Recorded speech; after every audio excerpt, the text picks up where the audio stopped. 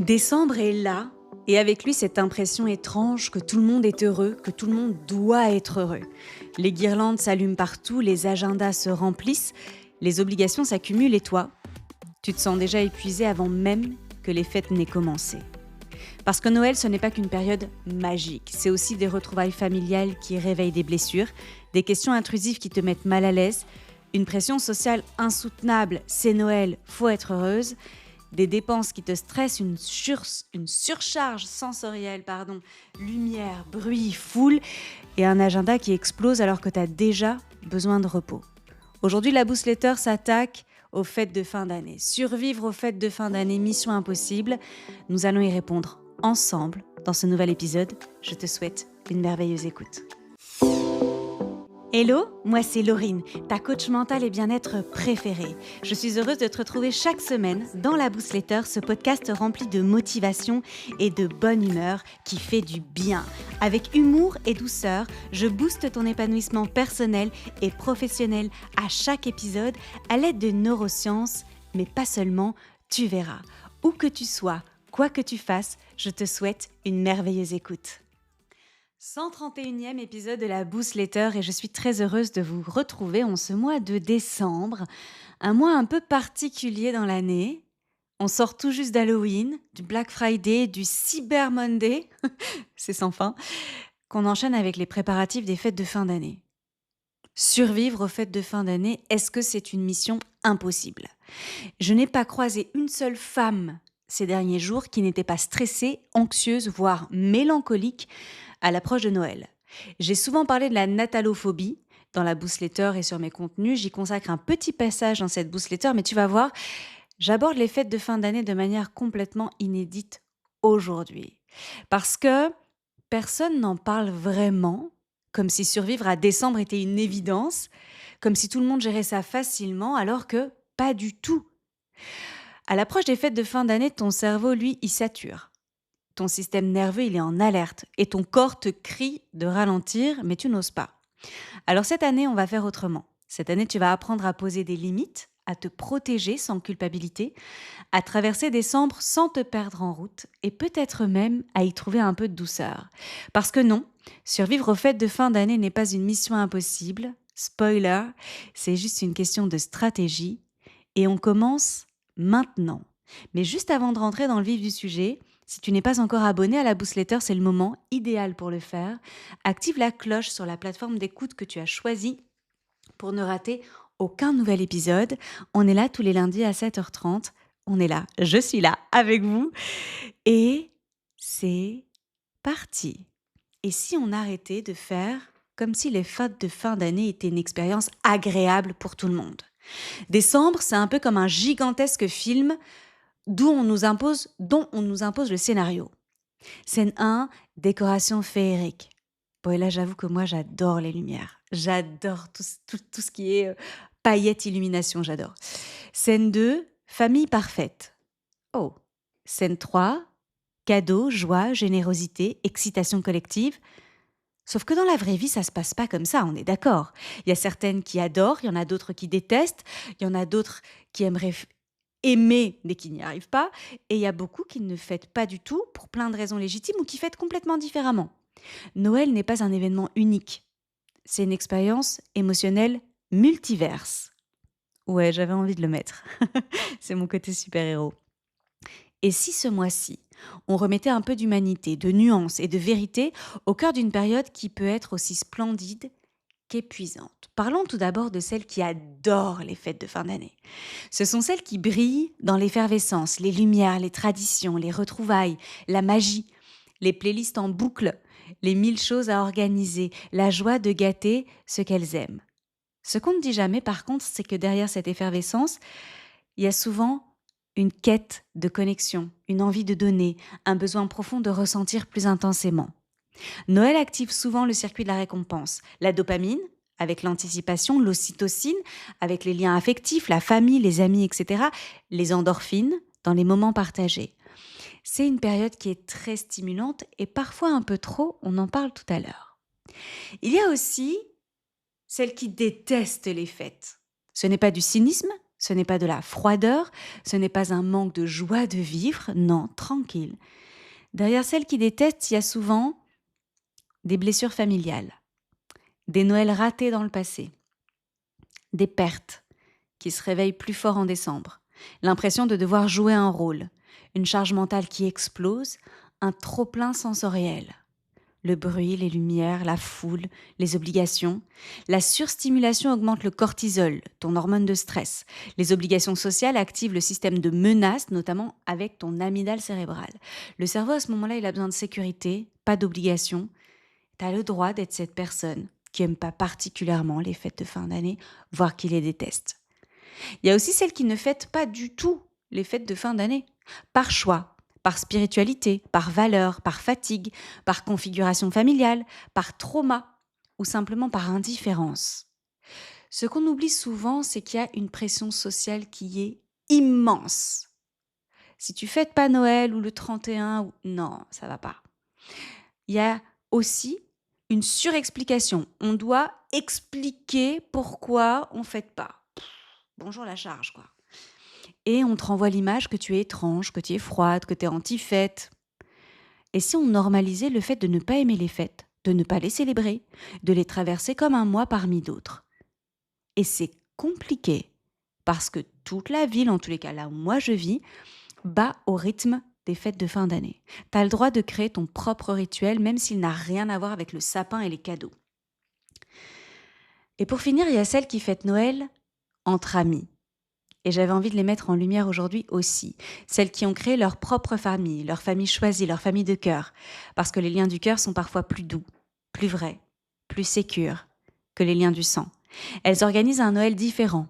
Un dîner simple, un apéro improvisé, un film en pyjama, un repas où chacun apporte un plat. Une soirée sans attente, juste du rire, de la chaleur, zéro pression. Pour certaines, c'est un choix joyeux. Pour d'autres, une nécessité, un refuge, une alternative à une famille absente, conflictuelle ou toxique. Pour beaucoup, c'est un moyen de vivre les fêtes à leur façon, avec des personnes qui les comprennent, qui les respectent, qui les aiment sans condition. C'est aussi une manière de reprendre du pouvoir sur une période qui peut raviver des blessures. Créer son Noël entre amis, c'est dire « je choisis ce qui me fait du bien ». Je choisis mon ambiance, je choisis mon énergie. Et il n'y a rien de plus beau que ça. Et un petit message pour toutes les expatriées. Noël entre amis, c'est aussi une jolie alternative lorsque l'envie de se réunir est là et que la famille est trop loin. Et il y a toutes celles qui ont développé une phobie des fêtes de fin d'année. Une phobie d'Internet, n'importe quoi. Une phobie de Noël. Il existe donc ce phénomène psychologique, la natalophobie, qui affecte un nombre non négligeable de personnes à l'approche des fêtes. Pour beaucoup, c'est pas seulement une légère réticence face aux décorations, aux sympas, etc. Non, c'est une angoisse réelle, souvent profonde, qui rend cette période anxiogène. Les symptômes typiques de l'anxiété anticipatoire, un sentiment de mal-être, de la tristesse, de l'irritabilité, des troubles du sommeil, des troubles digestifs, des troubles psychosomatiques, comme des crises de panique ou des maux physiques, ok ? C'est sérieux. En France, selon un sondage de 2022, environ 40% des femmes et 25% des hommes déclaraient ressentir de l'angoisse à l'approche des fêtes.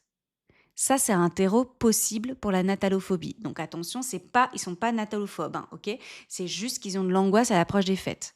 Alors, pourquoi 40% des femmes ? On le sait, hein. Bonjour la surcharge mentale, là, l'organisation, etc., qui repose sur nos épaules.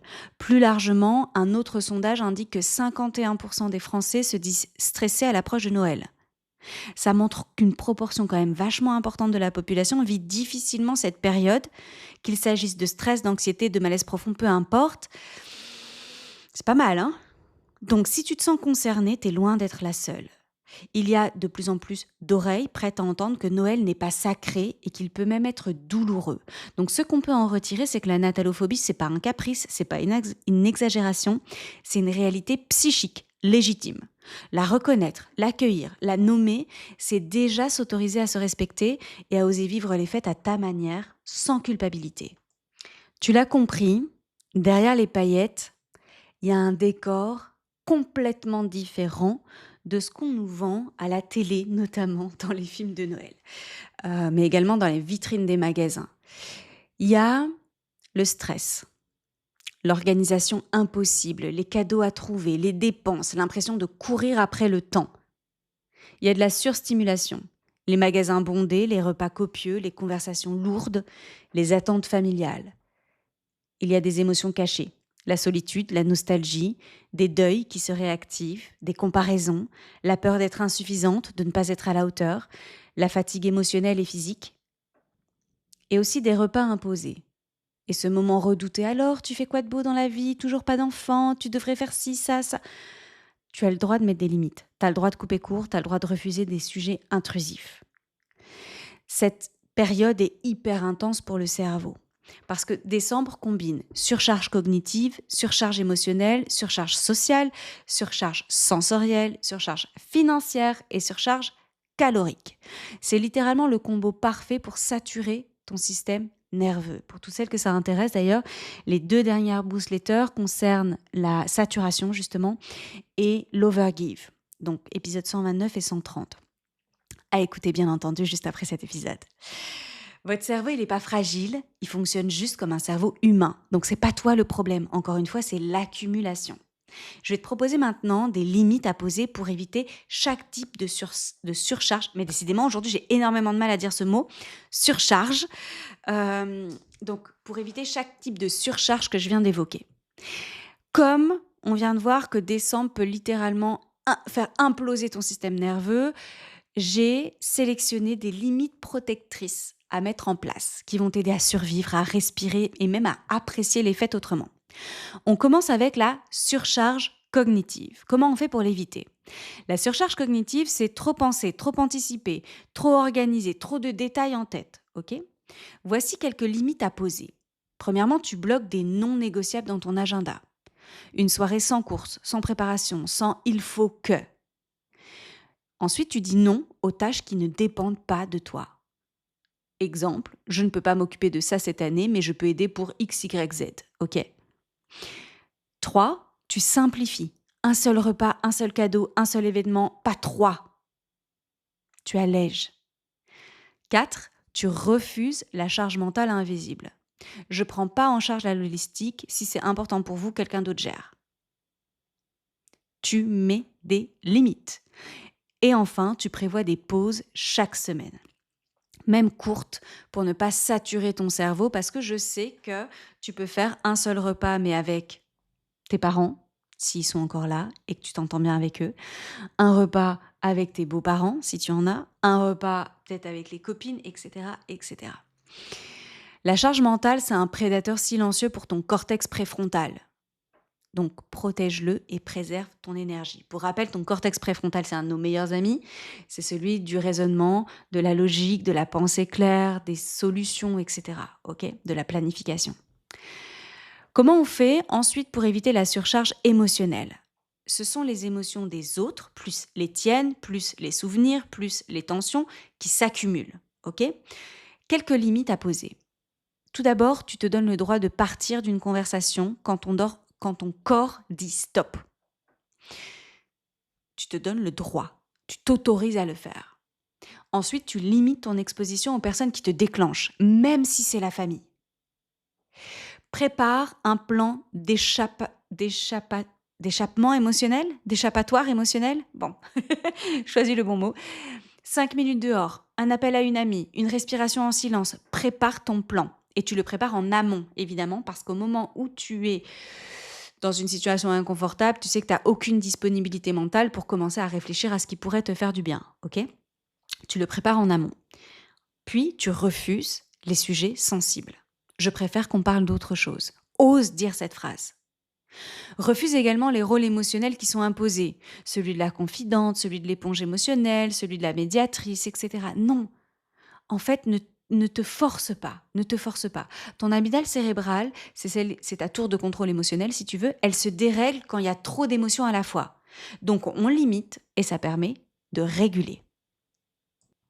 On va voir maintenant comment éviter la surcharge sociale, quand il y a trop de monde, trop de sollicitations, trop d'interactions non choisies.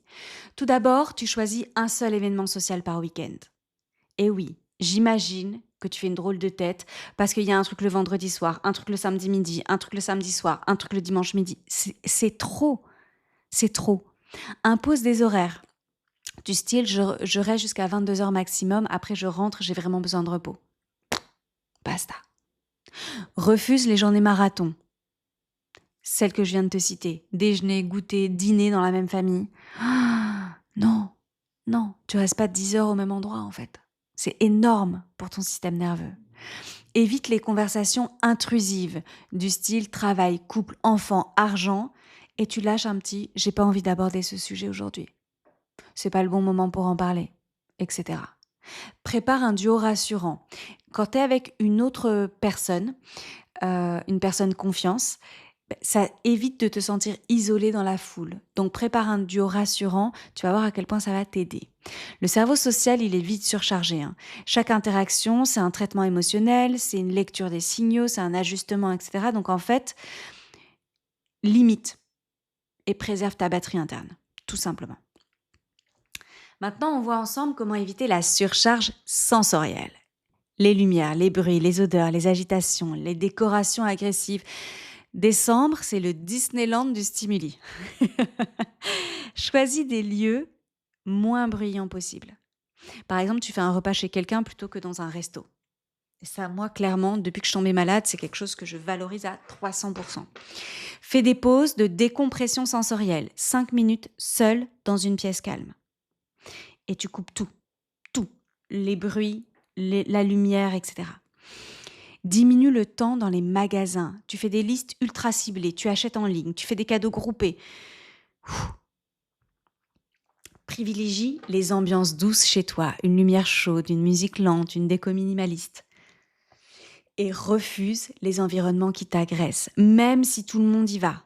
Moi, j'ai attendu qu'il lance le marché de Noël ici avec une de mes meilleures amies. On n'y est pas allé à l'ouverture parce que ça allait être la cohue en fait. Et non, ça n'a pas de sens. Donc, on va y aller tranquillement. Tranquillement, quand il y aura moins de monde. Ton système nerveux autonome, il capte tous les stimuli. Donc, s'il y en a trop, il est en hyperactivation. Ça crée de l'anxiété, de la fatigue, du stress, de l'irritabilité. Protège-toi. J'aimerais maintenant qu'on parle de la surcharge financière. Eh ouais, vous savez que j'adore parler d'argent. Et décembre, ça peut être un gouffre. L'argent est une source majeure de stress invisible. Et si, comme moi, tu as l'immense chance d'avoir des anniversaires dans ta famille en décembre, ça s'ajoute. Mais on va rester sur les fêtes de fin d'année. Définis un budget maximal par personne et tu t'y tiens. Ou un budget maximal global et puis tu adaptes en fait dans le groupe. Fais des cadeaux d'expérience, de présence, des cadeaux symboliques. Pas des cadeaux pour prouver quelque chose, pas des cadeaux parce qu'il faut acheter quelque chose. Non, non. Refuse les cadeaux qui ne sont pas désirés. On ne fait pas de cadeaux cette année, on fait un tirage au sort, on fait un Secret Santa, bref. Ma sœur a eu cette extraordinaire bonne idée. Donc non, on ne fait pas des cadeaux juste pour faire des cadeaux. N'achète rien par pression. Ça n'a pas de sens du tout, quoi. Du tout, jamais. Anticipe tout ce que tu peux et simplifie le reste. L'insécurité financière, elle active le système de menace et elle augmente le cortisol. De vraies limites, c'est un vrai apaisement. Donc, go. Et enfin, on va parler de la surcharge calorique, de la surcharge digestive. Les repas copieux, ça peut être une source de stress pour le corps et pour l'esprit. Surtout si on a des antécédents digestifs, donc des troubles digestifs, si on a un rapport compliqué à l'alimentation, si on a juste une sensibilité, ok, ça ajoute énormément de stress. Et je vous invite toujours à vous faire accompagner si vous avez ce type de trouble, donc pas juste une appréhension à trop manger, ok, à vous faire accompagner par des professionnels de santé. Vous allez voir à quel point c'est libérateur. Voici quelques limites à poser. La première, c'est que tu te sers en fonction de ton corps, pas du regard des autres. Ne te force pas. Tu peux refuser un plat. Non merci, je suis bien comme ça, j'ai assez mangé. Ne finis pas pour finir. Ce truc de « Ah, vous n'allez pas laisser ça ?» Bah si, on va laisser ça, oui. Et t'es pas obligé de te resservir. Fais des pauses entre les plats pour laisser ton système digestif suivre. Prépare un plan B si tu as des intolérances ou des restrictions. Si tu es végétarienne et que c'est, je sais pas moi, saumon, huître et je sais pas quoi. Bon, bref, en fait, clairement, prépare-toi un plan B. Et si personne chez qui tu vas ne fait l'effort pour toi, pose-toi des questions. Refuse d'être forcé à goûter un peu de tout. Non. En fait, la surcharge alimentaire, elle crée un stress métabolique réel, des inflammations, une perturbation du sommeil, une surcharge du système nerveux. Donc, pose des limites, c'est ta santé que tu respectes, c'est pas un caprice. Donc, tu as le droit de te faire plaisir, évidemment, autorise-toi, mais fais-le en pleine conscience et en te respectant. Je te propose une stratégie fin d'année en douceur. Et cette stratégie, je l'ai pensée en 5 étapes. La première, réduis les stimuli. Moins de magasins, moins d'obligations, moins d'engagement, moins de bruit. Laisse ton cerveau respirer. Et si là, tu es crispé, si là, tu te dis, mais Laurine, elle ne se rend pas compte en fait de tout ce que j'ai à faire, de tout ce qui est attendu de moi, contacte-moi. On en parle. Parce que ça n'a pas de sens. Vraiment. Après avoir réduit les stimuli, fais des micro-pauses, 3 minutes. Recalibrage du système nerveux, respiration lente, exposition au calme, silence. Fais des micro-pauses tous les jours. Tous les jours. Troisième stratégie, simplifie les cadeaux. Prépare des cartes, des dons, des expériences, des limites claires. Tu n'as rien à prouver en fait. Tu n'es pas obligé de suivre une tendance ou de te plier à la pression sociale. Quatrième stratégie, apprends une phrase de protection.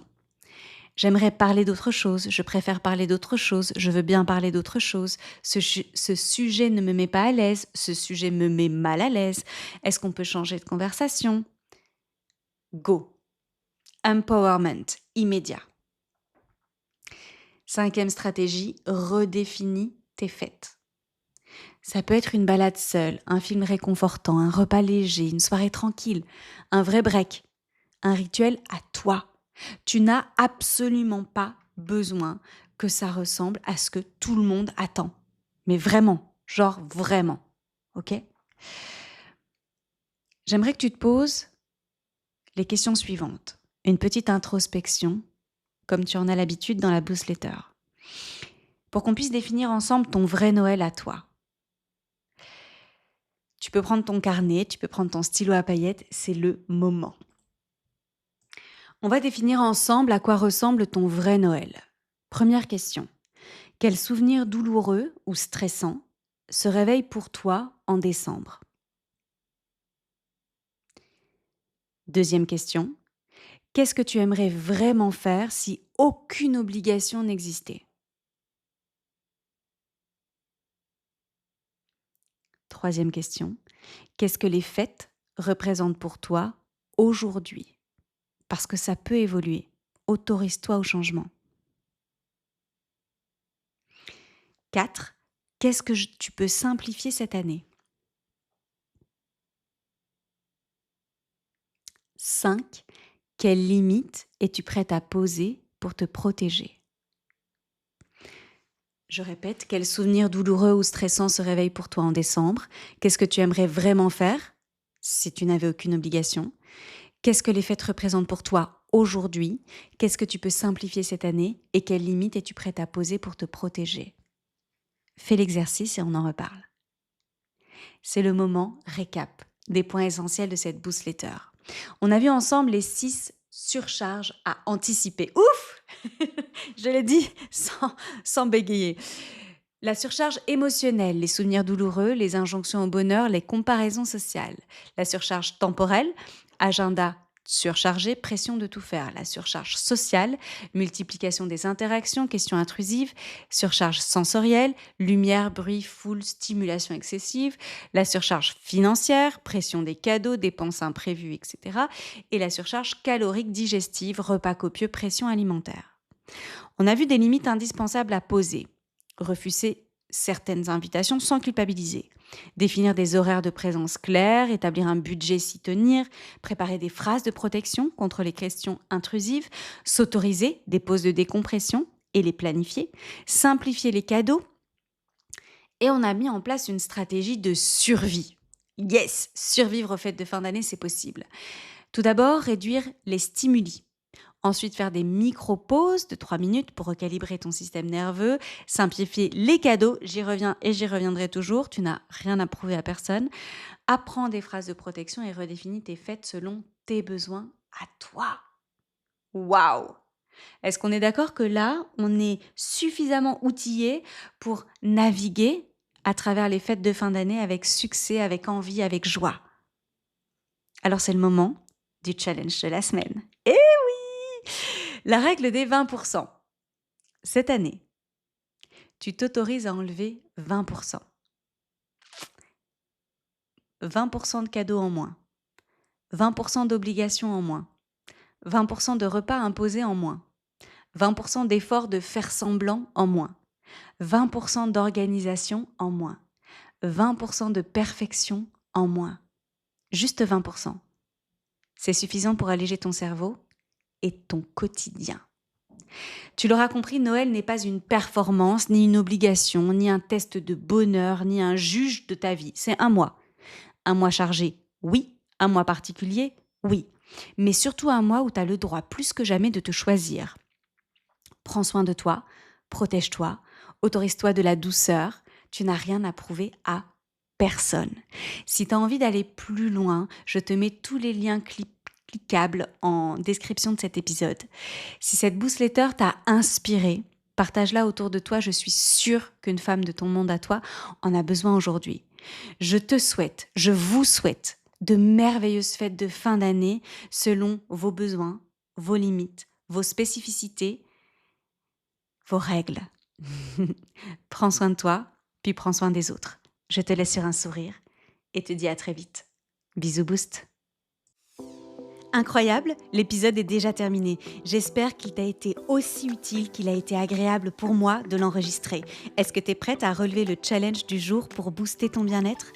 Si l'épisode t'a plu, partage-le à tout ton monde. Tu n'imagines pas à quel point il peut être utile pour une de tes proches.